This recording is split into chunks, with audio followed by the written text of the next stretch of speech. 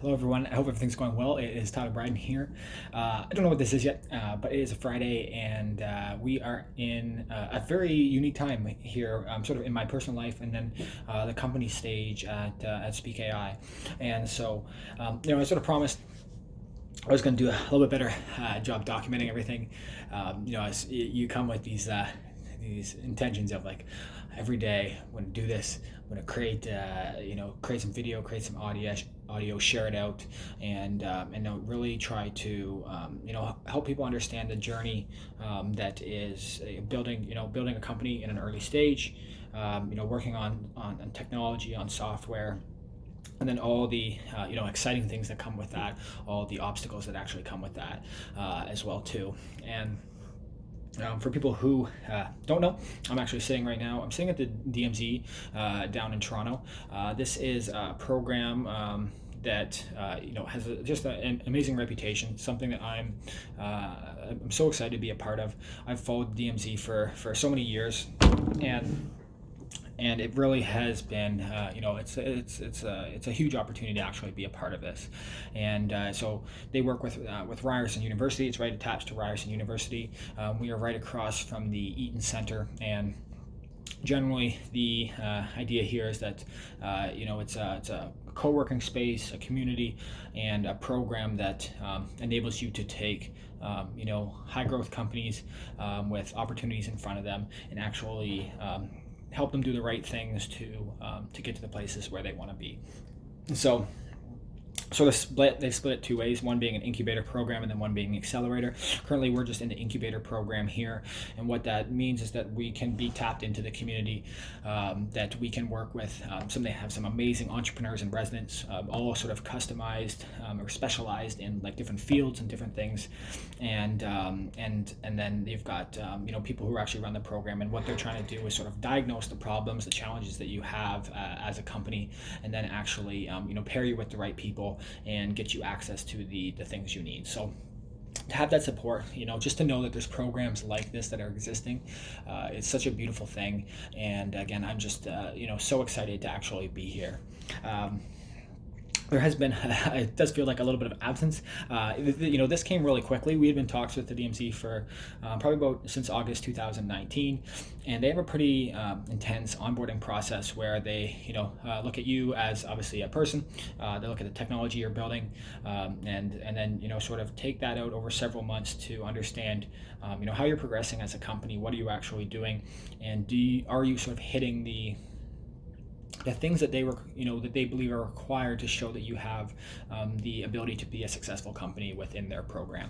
And so that's a couple interviews. We did a technical due diligence, which was pretty enlightening process. And just we had to build obviously we built the technology, but then reflecting that in completely documented software architecture, and then getting that analyzed as we walk through, showing that we know how everything works, and making sure that we've got the not only the conceptual ideas but also the technical ability to actually execute on what we're building. So that was again quite an experience, and we sort of got the final in, or go ahead that we're into the program sort of like, I don't know, like late December, but like it really didn't feel real. It didn't feel real until we were actually in the space last week. And so that's where I've been in the last week. The goal here is to get connected within this community as much as I possibly can, as our team possibly can. We had an orientation day last week. Awesome day. We did like they did a great job with the presentation, and then we had to do a little lunch where we had to pitch what we're doing, and a bunch of the companies who were already in the space came up and watched, and really broke the ice on a lot of the the things that we're doing, and the connections that we hope to have within the space.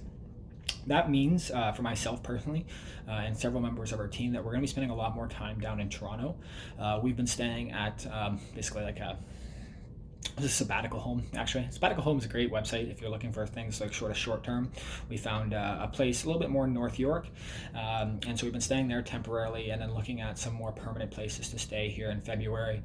It's getting real close to that time right now, so it's it's heavy. A lot of messages going out and making sure that we've actually got the a place that we can stay at while we continue to sort of come into the DMZ every day, embed ourselves in the community, and learn more about the Toronto, learn more about the ecosystem here. I'm really obviously trying to show that we work hard, that we care about what we're doing, and that we do have the pieces available here to be a successful company.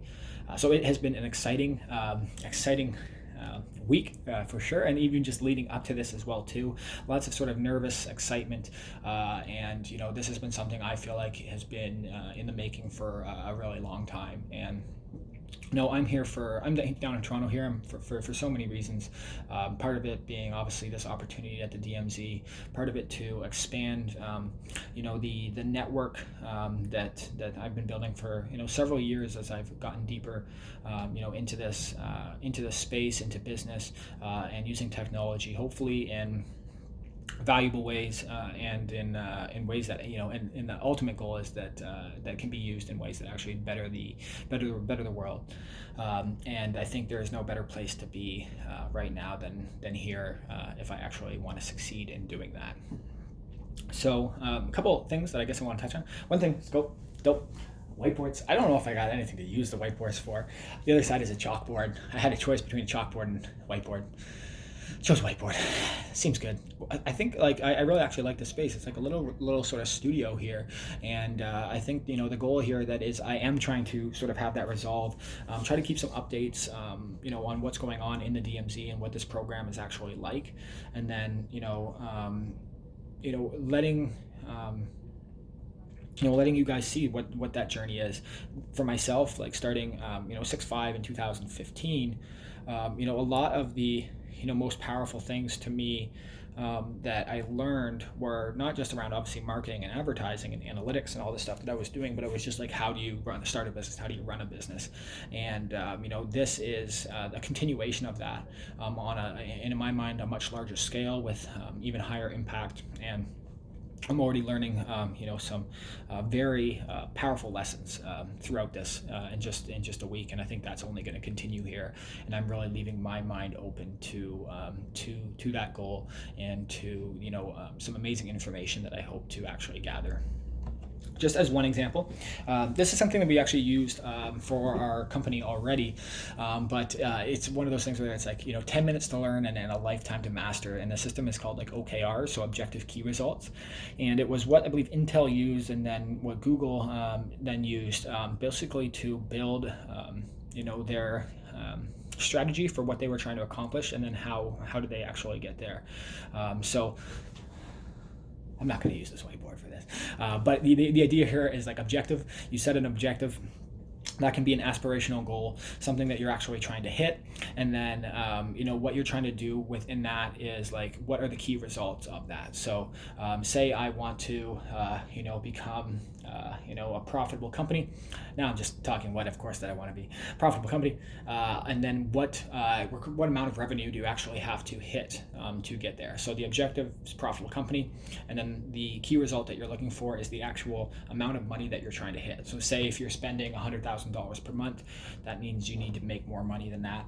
And what you're doing is saying, by the end of this quarter, for example, quarter one, I want to look back and see if I've actually achieved that goal. So what is that? It's basically a binary thing. That key result is either yes or no. If it's $100,000, did I achieve more than $100,000, or did I reach $100,000, or did I not reach $100,000? Yes or no. So that's the really beautiful part of the objective key result system, because if you've hit it or not. And what's really nice, it is an adaptive thing. It allows you to sort of react and readjust if you're not on target for hitting some of those things, and that's this really flexible system to sort of prioritize goals and then maneuver through, or move to the the outcomes that you're actually looking for. And then the next layer of that is just like initiatives. So if you've set up your objective, you know your key results, what are the initiatives that you're actually doing to try to get there? for us, like, we're doing a lot of outbound lead generation, a lot of demos and stuff, which is awesome. But what do we want to do? We want to build a scalable, repeatable system that generates leads, that generates sales, and that shows the value of what we're actually doing. And so how can we accomplish that? And then how does that contribute to the key result of, say the $100,000 a month, and then the actual objective of, being a profitable company? For example, you need to build out more landing pages that are tailored to each use case for a product. You need to increase search engine rankings and even do some pay-per-click advertising to drive inbound leads and then lead to sales. So the whole thing really does support itself, and just the framework and the formatting of that in your mind becomes a really, really powerful tool, and one that I'm excited that we've even started, and then to have that cemented here at the DMZ and getting buy-in from the rest of the organization here. So we have a Google Sheet, and people can actually from the DMZ can actually look at those OKRs and make sure that we're on pace, that we're hitting the things that we need, and if not, what needs to be done. And that's to me, that's just such a beautiful system that they've actually set up.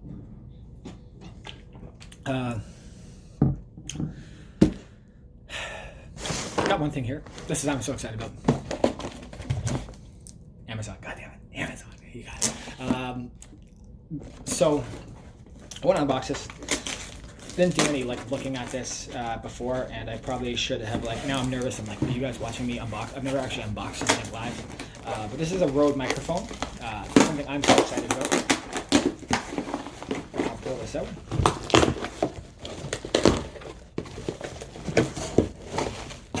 Oh, beautiful. Okay, so take a look here. Done. Just want to see if there's any notes that I should be talking about on it, because it's just, this to me is such such an amazing tool and a product that they've actually built. Shout out to Rode for actually making something that is just so incredible. We do a lot. If you've followed anything that we're doing here with Speak. It is a lot based around audio and video, and then turning that into multiple mediums. So transcribing it and then extracting insights out of that transcription. So I've got this video that I'm recording right now. I would run this through Speak, and then it's going to pull out all the keywords that I've talked about, all the topics, the brands, do a little bit of sentiment analysis, and then everything will be transcribed and then generated into an embeddable player that you can interact with. So I will share this video probably on, for example, IGTV, and then I will include a link back to an actual embeddable player where you can then interact with Speak and sort of see how it works a little bit better. And what matters when you do that is actually accuracy, and accuracy being sound quality. And for a long time I've been an audio guy, a video guy. I've made hip hop, I've made videos, content, and it's making good quality stuff is hard. It's not actually that much fun, and there's a lot of sort of logistics and technical work that actually goes into creating something really well. And so I've always looked for better microphones, better systems to actually do it. And although it's such a creative task, so much of it actually comes down to having the proper logistics that you actually need. And an awesome guy on my team, Richard, he had bought this microphone. And what it is, Wireless Go, the world's smallest, most versatile wireless microphone. The transmitter acts as both a clip-on mic or belt pack with a Rode lavalier, sending crystal clear broadcast grade audio via 2.4 gigahertz digital to the on-camera receiver. So that was pretty technical. Doesn't really mean much to some people probably, but a box contains, you can sort of see what this box contains here. This is a beautiful product, and pretty expensive, to be honest, but for me, absolutely worth it. And I'm going to be using this all the time. In videos moving forward, what I can actually do is, instead of just using the onboard microphone on my camera, I can actually use this Rode microphone. I can plug it directly into my Android, any device, iOS, whatever it is, and actually use it to get really, really high quality audio. And that's something I could not be more excited about, because as we do more audio and video, again, it comes back to the accuracy that is actually required. So let's see if I can get this out here. Oh, whew. I ordered this. I mailed this. This was the first thing I've ever mailed to the DMZ, and it like got delivered, but it goes to Ryerson, and so it like takes like an extra couple of days, and so I like watched it get delivered by Amazon, and then I knew it was coming in, but it just like didn't. It took a couple of days, so I was very anxious about it. I was very excited. I don't even know how to do this. Two little devices like that. That's all it actually looks like. So very small, very compact. Let's see if I can get these out here for us. This is nerve-wracking doing this live. Wow. Come on. People are doing unboxing videos. Good for you for all this. I'm gonna see what this actually looks like. Oh, so cool. So, couple pieces in here. Richard, thank you for recommending me this. Hate you for making me spend this much money. That's okay. Make investments in things that you care about. And one of the things that we are working on here, I will be showing this moving forward. It is absolutely incredible to me.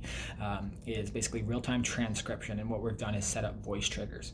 So I do a lot of presenting and corporate training. For example, I was do corporate training for Fanshawe, and I would come and lead 8-hour days basically, where I was doing presentations on Google Analytics, ads implementations, search engine marketing, user experience on websites, and conversion rate optimization.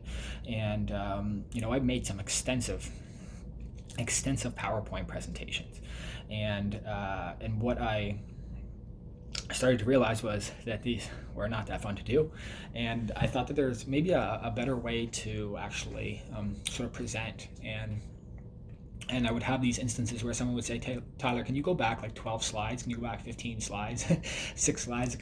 And like, I don't really want to do that. I need to go switch over to the computer, go back multiple, or use the clicker a bunch of times. And so I started to think of this idea of, I had real-time transcription, and then I had trigger words that would then be associated with different slides. I could actually pull those up.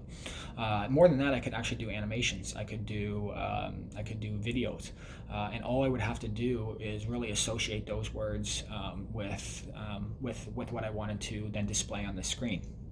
And not only can I just do words, I can do complex phrases.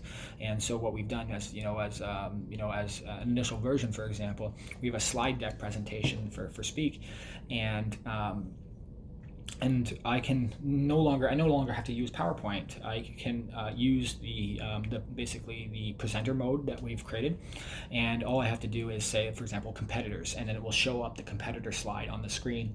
And if someone asks me, Tyler, how does it work? I can say, hey, how does it work? Will pop up on the screen here as well too. And so in the future, and in a way, I'll probably be creating more video and audio like this, but there's also this really amazing opportunity to sort of present through the delivery of words.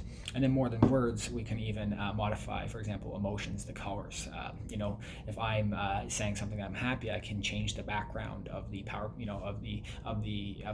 presentation that we're doing, and reflect the mood of that.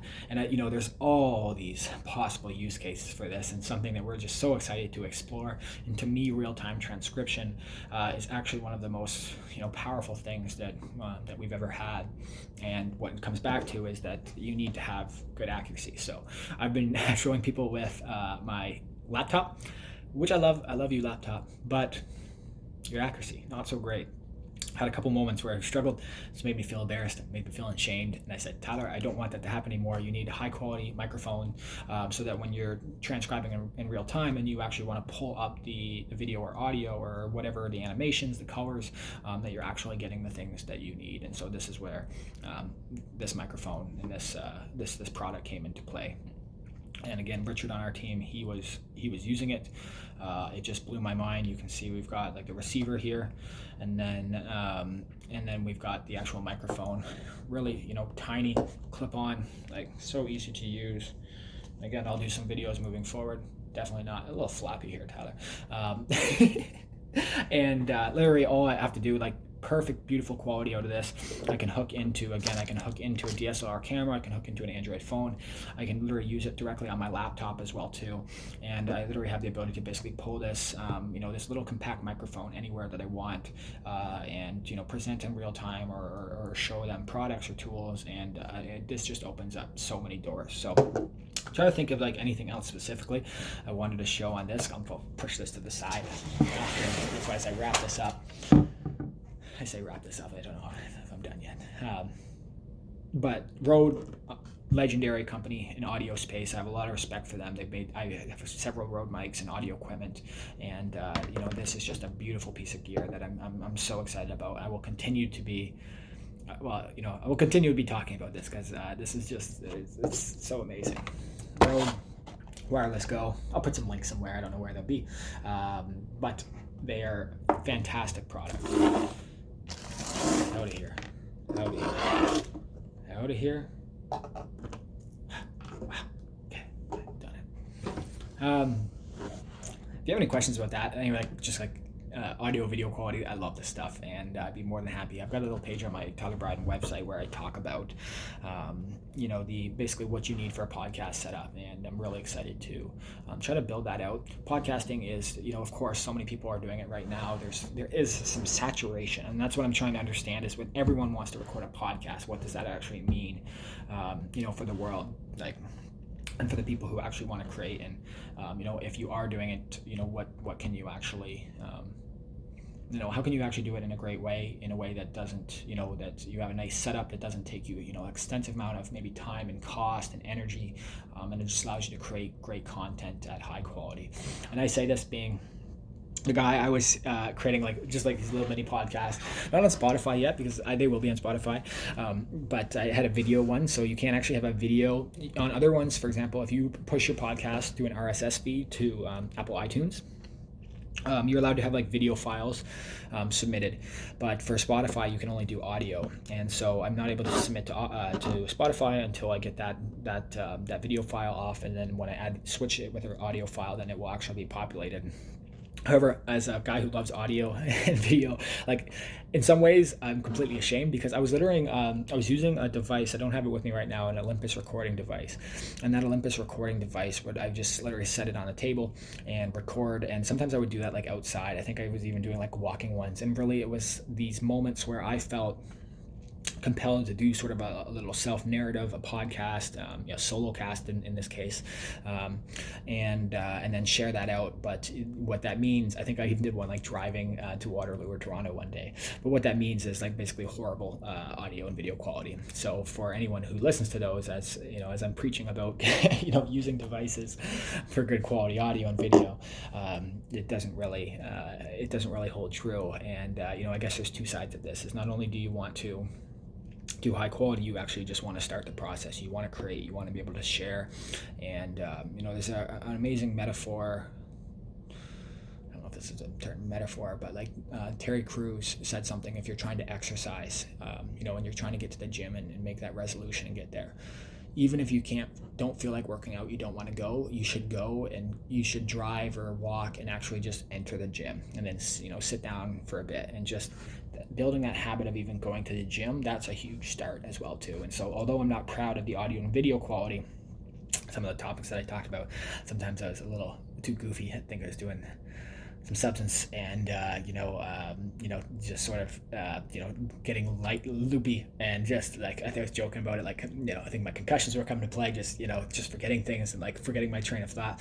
I'm clairvoyant right now. I'm focused here at work, and but at the time I wanted to just build that habit. I wanted to share, and I wanted to create, and I wanted to actually get those things out, and I think that's such a powerful mechanism to put in place. Even if you're not completely proud of it, even if it's not perfect quality, at least you've created something, and you started that process of actually doing it. I'm already at 23 minutes. This grew way longer than I thought it was going to be, and this is classic Tyler. Just trying to think, updates on Speak in general. There's 6 of us, not even 7 of us, working on this project right now. We still have self-funded everything so far to date. that is like, I'm really happy with that. It puts a layer of stress on you as a business owner, and I'm lucky because I have some amazing clients and customers who have worked with me since 2015, who really have a lot of trust in what we're doing, and have seen the value of what we're building now, and then working that back into their own business for value. So I owe them a lot. I owe them we continue to work and have some amazing people. We fulfill the work that we're doing and doing a fantastic job on that, and then we continue to build upon that. And I owe a lot to the companies that continue to work with us there, and also the team members who take care of the responsibilities, including myself, that are necessary. So that's been a lot of fun.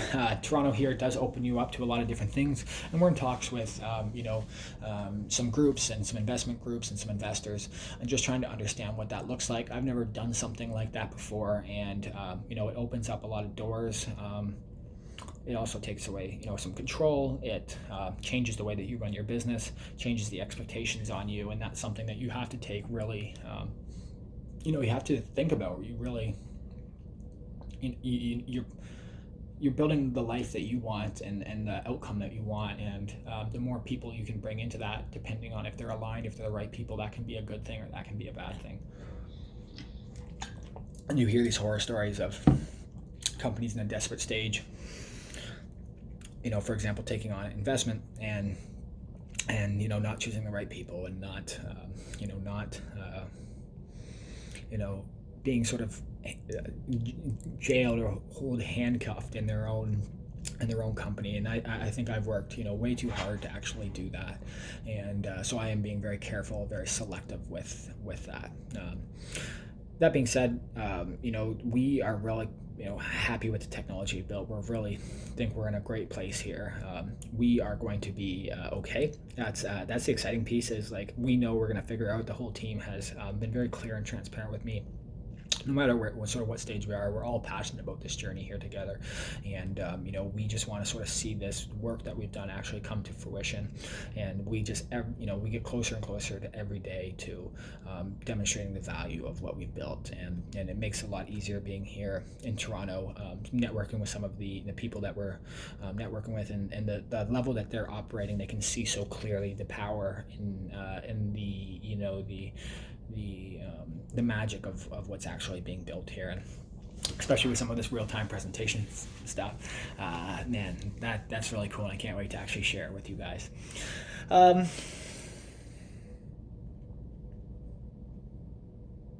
This is a dope little spot. I'm happy about that.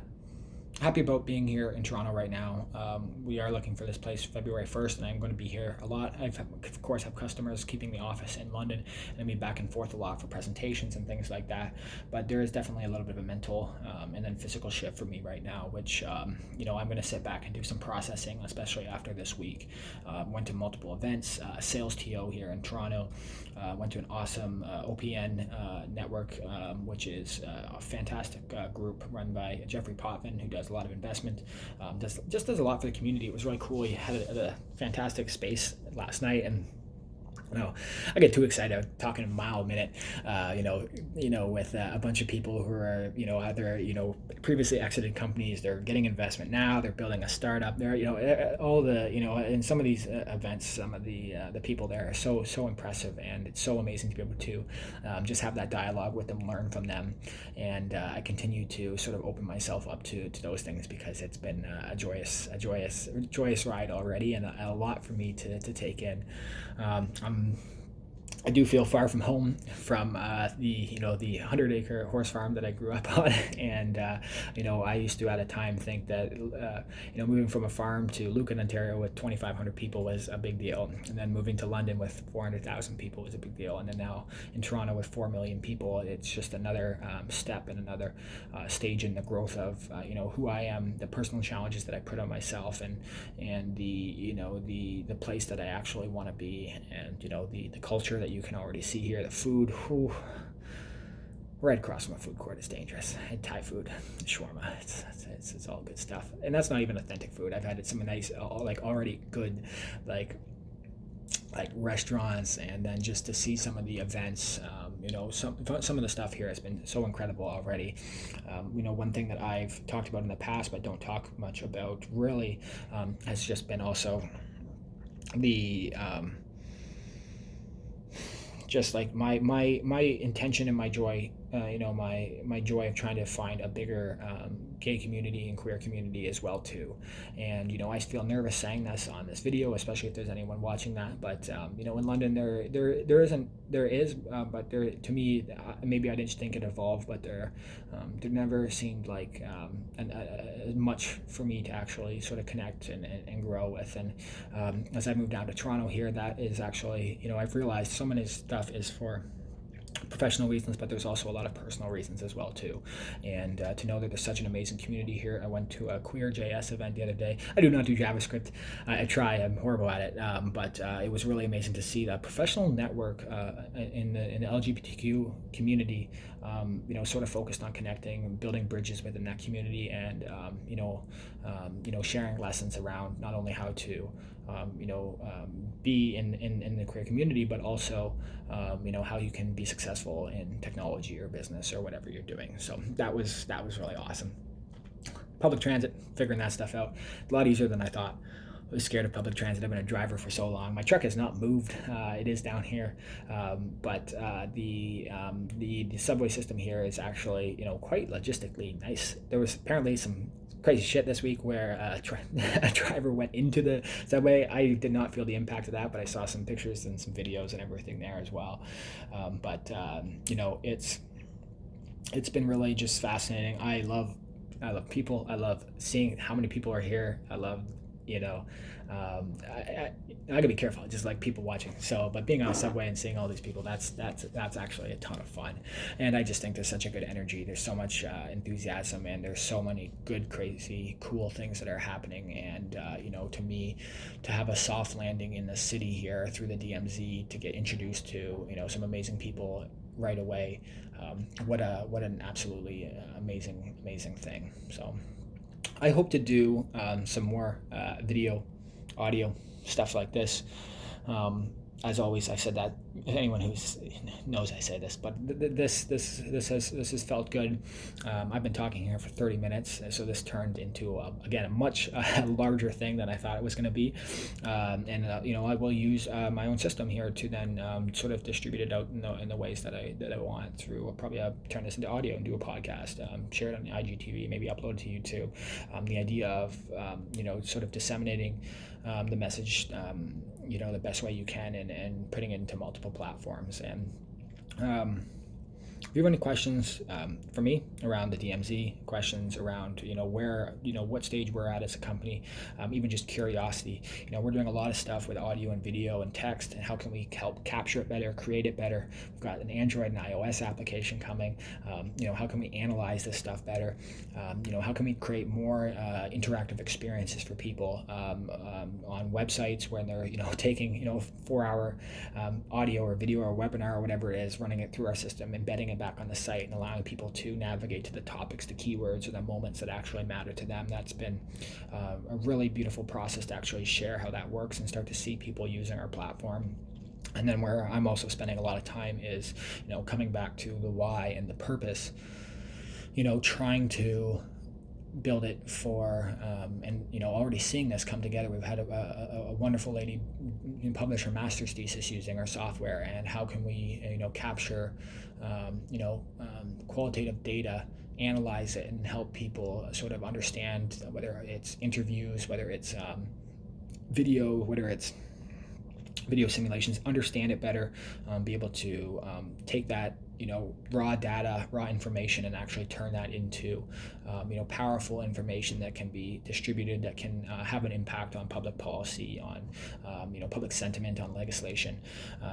And that's really the beautiful vision for myself and for my team that's actually coming to light, and I can't wait to share more on that. Just one of the examples that we've been looking at here is like simulation centers, and this idea that they're doing, for example, like a reenactment of doing a reenactment of, say, an emergency situation. So they've got a couple doctors in a room, and then there's a patient, and then they will say, this patient is having X emergency, and now it's time for you to simulate what would happen.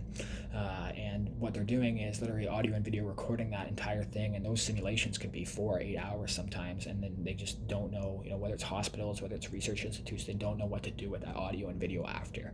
And by uploading it to our system, we, again, transcribe it, extract out all these moments, then allow you to, interactively navigate to the important key parts, and what they're looking for are, communication breakdowns, or phrases or keywords that show that things went right or things that went wrong, and to know that we could actually have an impact in helping, doctors or researchers, treat people better, make the world a better place.